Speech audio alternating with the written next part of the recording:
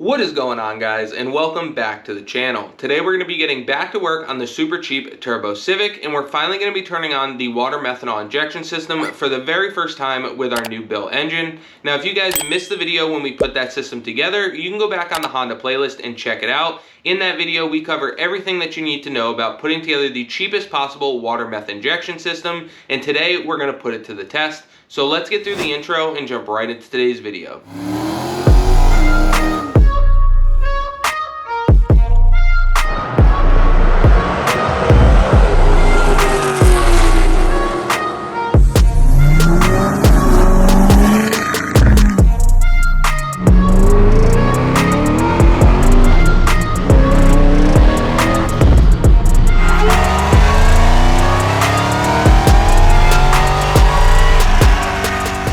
Now that we've gotten through the intro, I want to touch on a couple super quick things about our system. So if you guys seen that video, you know that we're spraying into the inlet of the turbo and then it gets distributed from there. You also know that we wanted to keep it on brand with being the cheapest possible meth injection system that we could put together. So we decided to use some off-the-shelf rubbing alcohol from your local pharmacy. Now that's not a great idea for a couple different reasons. Reason number one, it is extremely flammable. So if you ever had a leak or an accident or anything like that, it's going to catch fire and it's going to continue to burn. It's also not the most effective or efficient fluid for what we're trying to use it for. So for those reasons, we did decide to change it out. We're going to be pumping out the rubbing alcohol and dumping in some boost juice. We've been using this in our ProCharge GTO project for quite some time now with great results.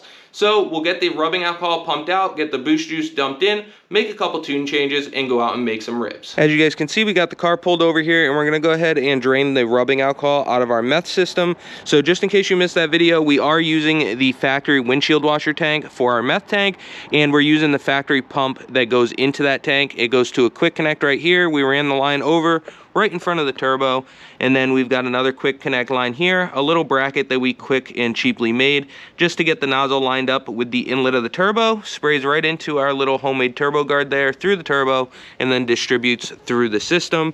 So what I'm going to do real quick is just disconnect the quick disconnect line right here, add a little piece to it, dump it into a gallon jug. We'll drain the alcohol out by running the pump, and then we will fill this thing back up with some boost juice and take it for a ride and see how it does. So to make this nice and easy, I'm just going to disconnect it right there at the quick connect at our nozzle. I've got some of these little unions or 90s, and I'm going to go ahead, throw one of those on it.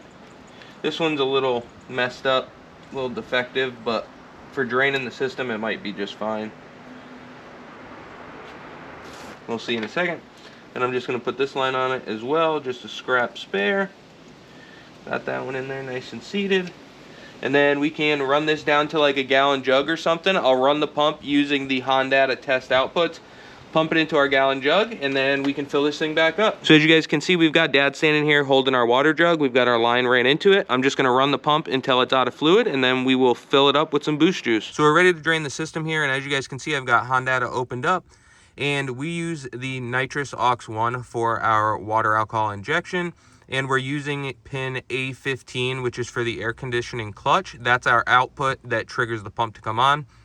So we can come up here to online, we can go to test outputs, and then right up here at the top, test AC clutch output. Since we're using that, that will run the pump. We'll go ahead and click it, and we should start filling up the jug. So I've never put washer fluid in this car, but as you guys can see, there's a little bit of a bluish tint, so there must have been a little bit left in there even when I drained it the first time. Not much, but it's got some blue to it for sure. Should be pretty much straight rubbing alcohol, but we'll let that pump run for a minute here, get it all pumped out, and then put the juice in there. Wow, a lot more in there than I thought. Yeah. Bigger tank than I thought, I guess. There it goes.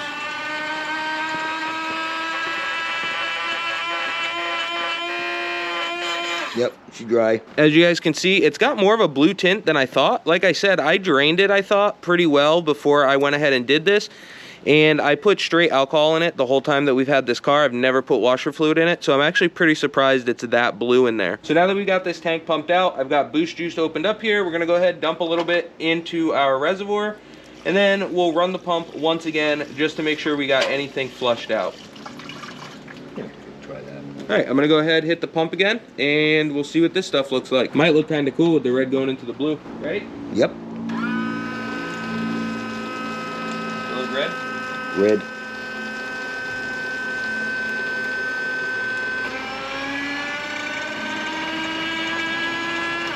Turned into purple. So as you guys seen, we went ahead, flushed it out. It definitely was coming out red. I couldn't see it, but Pops could see it coming out of the line. And we got this thing pretty well flushed. Actually made a pretty nice color. So we're gonna go ahead, dump the boost juice in there, get that tank nice and filled up. We'll hook our line back up, and we're finally ready to go try this thing. Go ahead and get our line hooked back up. Make sure we didn't damage it while we were doing our little tests. Nice, simple, easy, quick connect. I actually really like using these. You just gotta always make sure you get them all the way sealed up there, all the way in. So we can set our little test line out of the way. Got our boost juice here.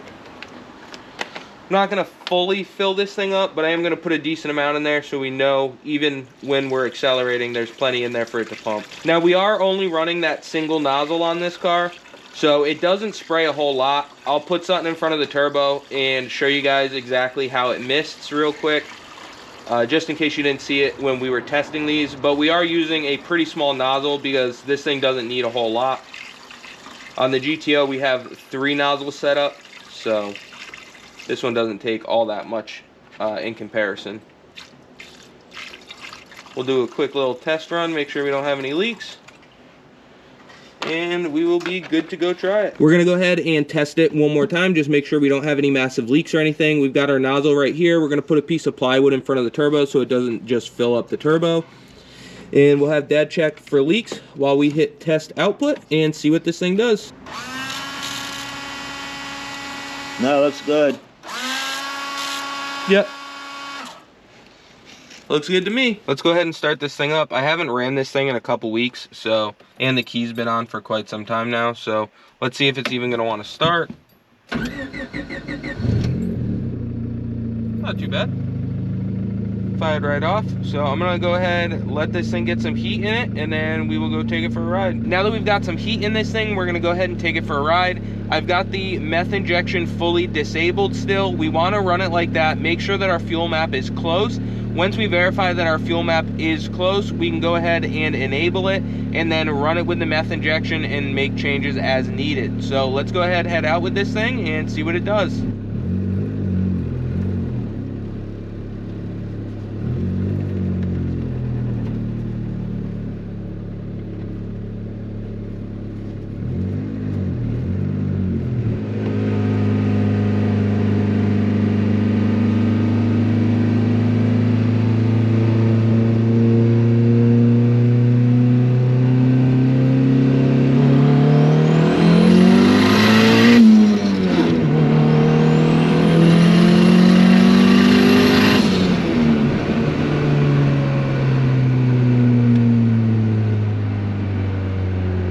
I don't know if you guys can hear it, but it's doing this, like, it's not surging, it's actually pulling really smooth and really strong, but the exhaust sounds weird. Like, it almost sounds like the exhaust is fluttering. But we'll go ahead and take a look at the data from that run, see if it's close, and as long as it's close, we'll be ready to turn on the meth injection. So we're just taking a look to make sure that our fuel map looked relatively close. So as you guys can see here, it looks pretty good all through here drivability wise, but right now we just care about under throttle. So as you can see, everything up through here where we are wide open throttle looked really good. So I think we're just about ready to turn the meth on, and we can make changes as needed in that compensation table for the methanol. So let's go ahead and get our meth injection enabled, turn that on, and we'll go try it again. Now that we're ready to enable our water meth injection, we're gonna go under nitrous aux 1. Now bear with me guys, my voice might be a little bit choppy or scratchy. I'm feeling like complete crap today, so just bear with me on that. But we're gonna go from disabled to water alcohol injection. Then under arming input, we're gonna go from disabled to always on. Now if you wanted to run this on a switch so that you had a switch on the dash that would arm your methanol injection system, you could totally do that. All right guys, so I'm gonna go ahead and skip through here real quick because I showed all of this main setup and all of our parameters in the first video we did where we first installed the water meth injection. But the main things that you need to know is we're gonna start spraying at 4,500 RPM and our trigger PSI is gonna be 3 PSI. But since we're using boost juice, with a lower percentage of alcohol, we might have to take a little less here. So 4,500's at -35, 5,000's at -40, 55's at -45, and then 6,000 to 8,000 is at -50. So it should pull a decent bit of progressive fuel out as we get up into the RPM, leveling off at the -50. The main reason we're spraying it is just for that added safety. If we get a bad batch of 93 pump gas at a local pump or something, the methanol will help keep it just a little bit safer and help keep us away from knock or detonation. So I'm not going to play with the timing right here, but you guys definitely can, because you can actually lose power spraying meth injection if you don't take advantage of the timing. But once again, we're just doing it more to keep this thing safe. Once we get this thing on a dyno eventually, we can go ahead and play around with this and see if it wants a little bit of extra timing when we're on the methanol. Now that we've got the meth injection set up, we're going to be using this compensation table to make any fuel changes in those RPMs. We don't want to use our main fuel map. That's why we just took this thing for a ride with the meth still off. Make sure that our fuel map was close, so that now if it needs fuel added or taken away, we can do it right here in the compensation. This way, if we want to disable the meth injection for whatever reason, we can just simply disable it, and then it'll run on its normal fuel map and be very close. So let's go ahead and get this file flashed. We'll fire up the car and go take it for another ride.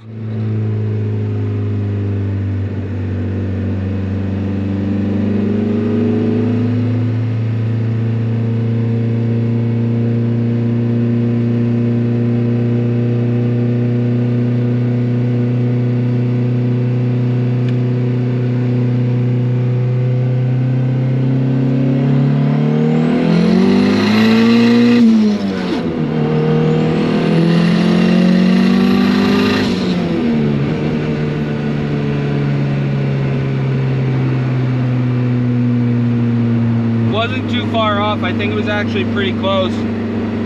We'll go ahead and look at that log quick, make changes as needed, and try it again. This thing is starting to sound a little weird though. Not really sure what's going on with it. Oil pressure's fine, coolant temp's fine. Seems to be modulating boost perfectly fine. So not 100% sure what's going on with it.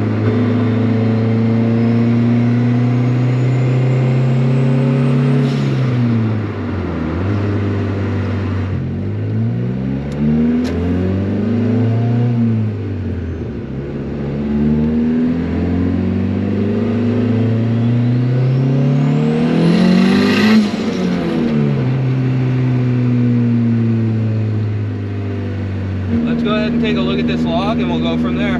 So if we go ahead and take a look at this log, I'm going to zoom in on what we want here. Once again, excuse my voice. My throat is absolutely killing me today. And then as you guys can see, we were holding it right around 4,000 RPM. Got up to 4,500 rather quickly. Methanol turned on along with VTEC, so both of those engaged. Everything's looking really good. We're at 5,200 RPM right here. AFR is right at 11.6, so very, very close. That's 6,500 RPM, 16 pounds of boost. Shifted at 7,250, making 18.5 pounds of boost. So it looks really good. Up high, it looks like it got a tiny bit lean. But we'll go ahead, take a look at that, maybe take a little less fuel out, and then we can try it again. All right, guys, so it is actually the next day. I ended up calling it quits super early last night because I felt like complete crap. I still don't feel great today, but we're going to go ahead and give this another try. So as you guys seen with our last pull, we were a little bit lean up top, so we pulled a little bit less fuel out. Those changes are already saved to the computer and uploaded, but now that the car's cold, we'll have to fire it up, let it get some heat in it, and then we can take it out and make another rip. All right, let's go try this thing.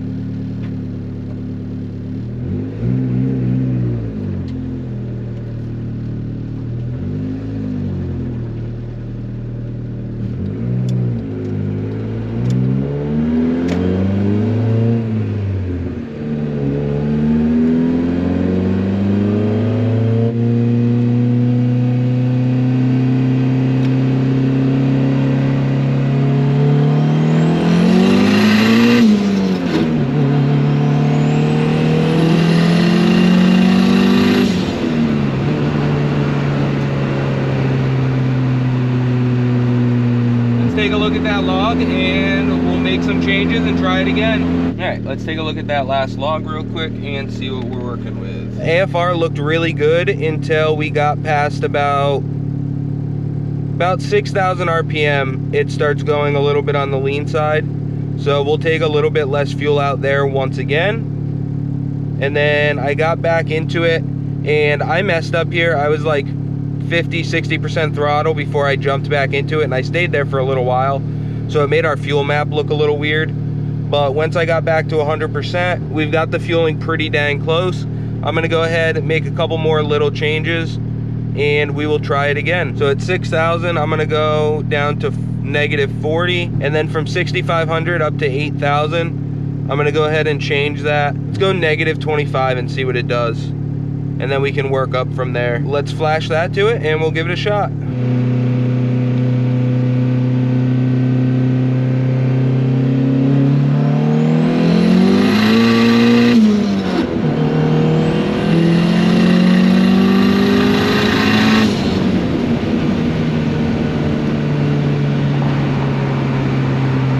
Seemed like it was a little bit closer that time, which is good, but it still seemed like it went a little bit lean way up top. I'm not sure if that's because it's just consuming the methanol, it's evaporating, or because it is actually getting like blown out of the way with the higher speeds. So we'll take a look at the log here in a second, make some more changes, and try it again. So if we go ahead and get into our VTEC table here, looks much better. So as you guys can see, it still goes a little bit lean way up top, about 6,000 and on. So I'm gonna go ahead and pull even less fuel once again. I'm honestly wondering if we're getting such a direct stream of air towards the turbo through the grill that maybe it's blowing our mist out of the way of the turbo, because with our subtraction so far, we have it really close, but right up here at the top, it seems like it's just not getting it. So let's go ahead and look at our data log real quick. AFR is looking good. We made 18.3 pounds of boost. AFRs are still going a little bit lean on us up top, so let's go ahead and fix that. So at 6,000, I'm going to change that down to 35, and then from 65 to 8, I'm going to change that down to 15. You know what, let's go 10. We'll try 10 and then see if it's closer. And like I said, I'd rather be a little bit rich, and then we can always take some more fuel out. So let's try that. Let's try that and see what happens.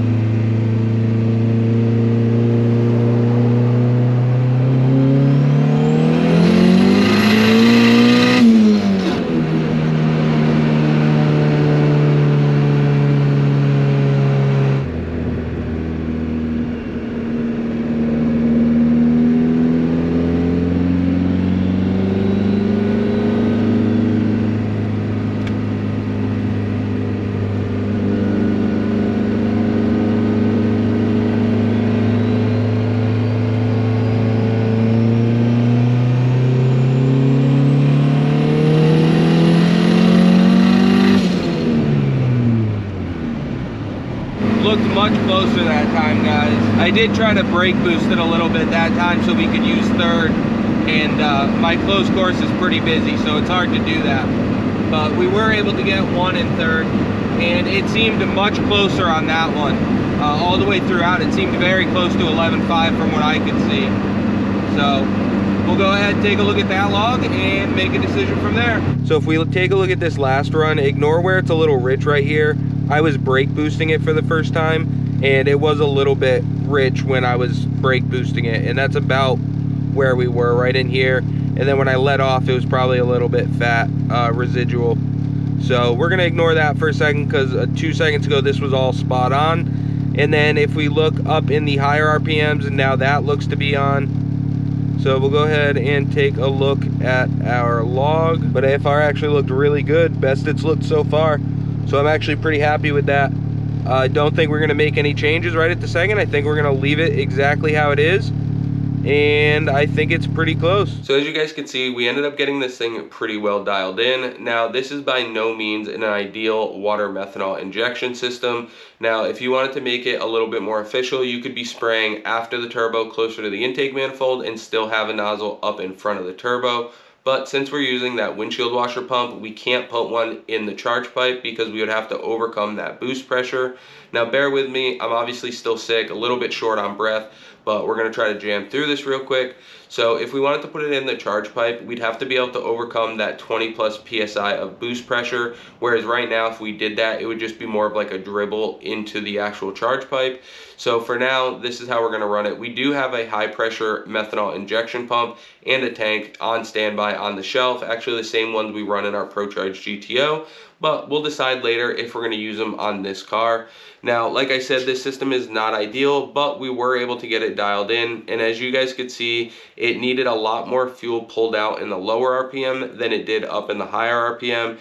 Now, there could be a couple different reasons for that. Reason one would be that it's just consuming that much more, or what I think is more plausible is it's either evaporating, since it's so far away from the intake that it's spraying into the turbo and just evaporating before it can really get into the cylinders, or we have a big opening in the grill that we purposely set our turbo up so that the air coming through the grill is kind of directed right towards that turbo inlet. Now, the mist from the methanol could be just getting blown out of the way by all of that airflow. So that's a very possible option right there. I think that very well could be what's happening, but we were still able to get it pretty dialed in, and I'm much happier that we're using the boost juice instead of just straight rubbing alcohol. It's a much safer setup. So like I said, if you guys want to see a more legit methanol injection system in the future on this car, let me know down in the comments below. We do have the stuff to do it, and if enough of you guys want to see it, we'll go ahead and make it happen. Now, I do want to touch on one other thing to get your guys' opinion on, but as you guys can see behind me, we do have a little buggy project going on. Now, I'll put some pictures and little video clips up so that you guys can check it out. But if you've been following the channel for any length of time, you've probably seen this thing rolled around the background of many different videos. We've been pushing this thing around for quite a while, just working on it in our free time. It hasn't been very high up on my priority list, so it's only gotten an hour or two of work done here or there as we had time for it. But if it's something that interests you guys or you guys want to see more of it, make sure to let me know in the comments, because if enough of you guys are excited about it, I'll make sure to bump it up our priority list. Now, I've been filming ever since we picked this thing up. It was a completely gutted, stripped roller, no engine or anything like that. And it was a twin-seater little Chinese buggy when we started.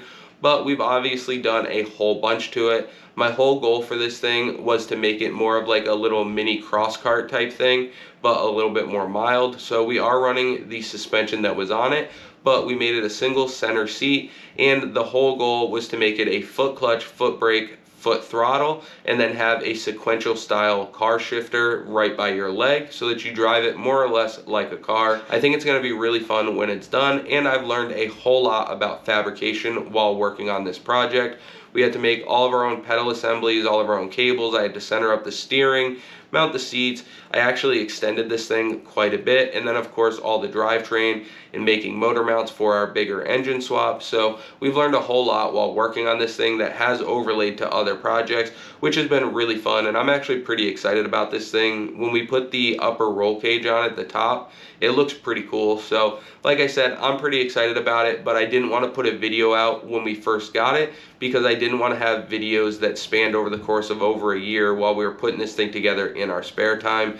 So I do have all the footage from the day we picked this thing up. So if that's something that you guys want to see, make sure to get in the comments, because if enough of you guys tell me that you want to see it, we'll bump it up the priority list. So as always, I appreciate you guys for checking out the channel. Don't forget to like, comment, subscribe, ring that bell, and check us out on all of our other social media platforms: Facebook, TikTok, and Bought to Build Official on Instagram. And we will catch you on the next one.